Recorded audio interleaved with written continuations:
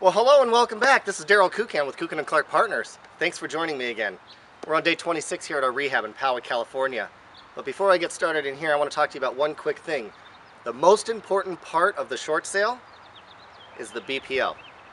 You've got to make sure that when you're negotiating with the bank, prior to that appraisal coming out, that you request a full third-party licensed appraiser and that you are the point of contact.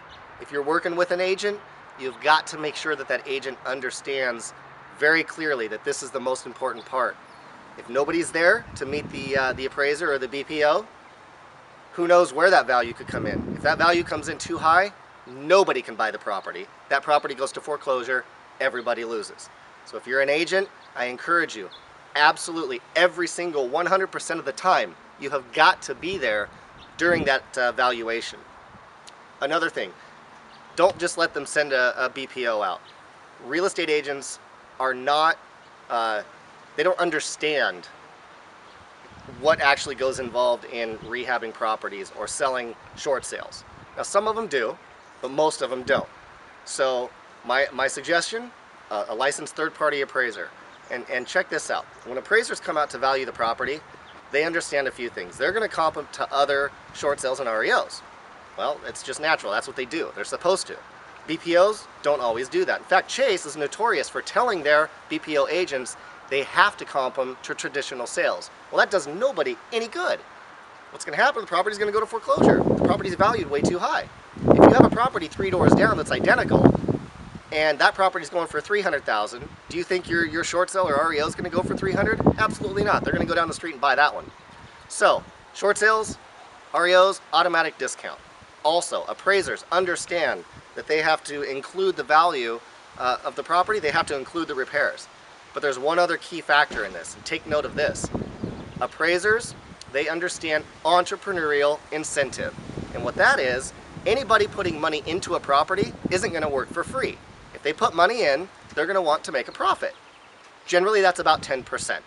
So, encourage the banks to send a full licensed third-party appraiser and mention entrepreneurial incentive, along with the repairs, the market value, the hold times, the cost of the gas and electric bill and the water bill that goes with it, the cost of the rehab. You understand that. So we're not asking them to come in super low. We're just asking them to get us a sellable price. That way you agents can actually sell your property. So with that said, we picked this property up after negotiating a short sale. We picked this property up for $254,000. We're going to go ahead and put $48,500 into it, and then we're going to resell it for somewhere in the neighborhood of $399 to $425. Now, when we go to resell the property, it's going to be right about middle of summer. It's going to be a great time to sell it. We're going to do a lot of pre-marketing. It's called a property launch formula, and we're going to encourage everybody to show up only during a limited time that they can view the property, to encourage people to bring their highest and best offer in, and at that point they're going to feel a sense of urgency, and they're also going to feel a sense of loss. If they don't get their offer in, they're going to lose this house. So, being one of the best houses in the neighborhood, this should sell pretty quickly. So, day 26, let's take you on in, show you what's going on. So as I come through here, we're going to see the grass is actually going to go in tomorrow. Today is Monday, okay? Tomorrow's Tuesday, grass is going in. We've got our paint colors picked out, our trim color picked out for the exterior. We also have our paint and trim color picked out for the interior. And painting is going to start here very shortly. So as you can see, we've got our travertine tile, kind of can see it, is all done, at least in the kitchen area. And right as we step in here is going to be carpet. Down the hall is going to be carpet. But the cool part is we have our windows and our doors in, our new windows and our new doors. So we also brought the travertine all the way up here to the fireplace. We're also going to paint the mantle here the same color as we're going to be painting the trim. So I bring you back around the corner here. There used to be a wall here, if you remember. Took it all out. Looks pretty good.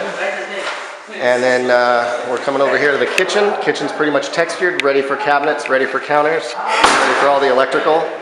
But one thing we noticed after putting this up, those two what are they? For the teardrop lights, they're going to come down. They're off center, so they actually need to come over here. They need to be moved over about a foot. Not a big deal.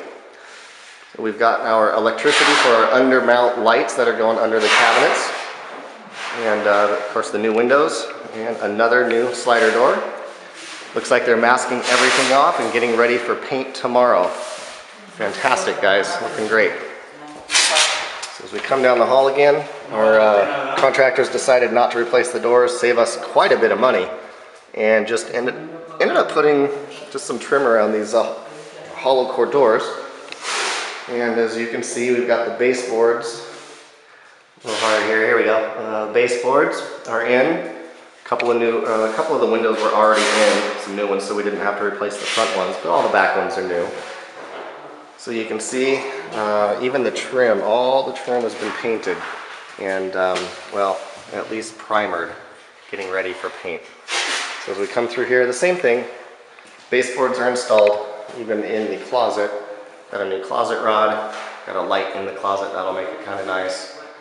And let's walk around to the hall bath, which you can't really see, but you can see that there are travertine has been installed. So they're starting to mask off.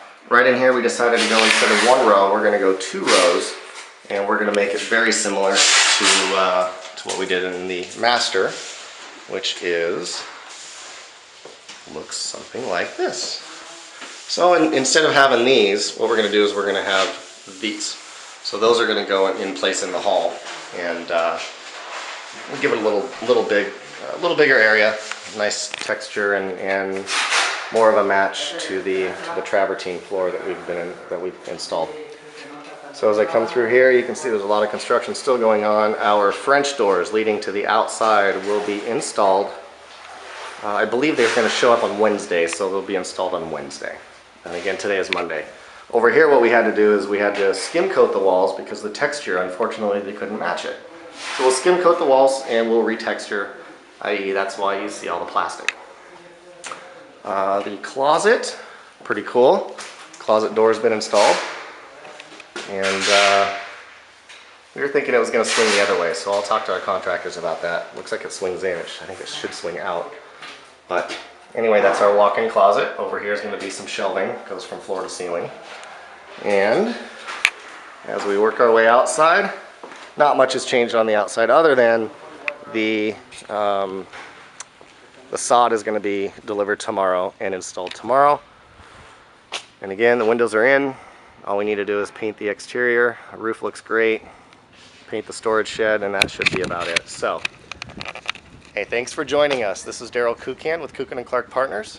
Give us a call right up here, or you can visit our website at kucanandclark.com. Thanks for joining. See you next time.